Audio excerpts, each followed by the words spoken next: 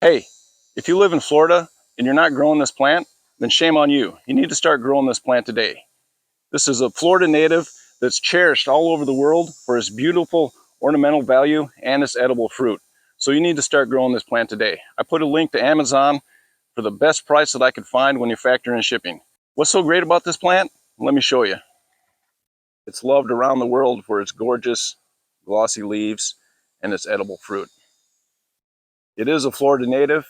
It's native to subtropical and tropical coastal areas all over the world. Cocoplum isn't picky about its soil. Sandy, loamy, even alkaline soil are fine. It'll adapt and flourish in pretty much any environment. It's a great choice for novice and experienced gardeners. It isn't bothered by wind or salt water, and it's actually very well known for stabilizing coastal sand dunes. One of the reasons I love it so much is because of the edible fruit that it makes. The type of fruit that the plant makes depends on the variety that you have. Some varieties make purple fruit, some varieties make white fruit, and some varieties make both purple and white. I happen to have a variety that makes both purple and white fruit. The white variety is a little bit bigger and has more flesh, and it is a little bit sweeter in my opinion. Not only is the flesh edible, but you can also eat the seeds. The seeds are a little bit hard to get to because the flesh really sticks to them. I've had luck getting the flesh off the seeds in two ways. First way is I fermented the fruit to make a vinegar, and then the flesh comes right off. Second way is by boiling the fruit, the flesh will come right off that way too.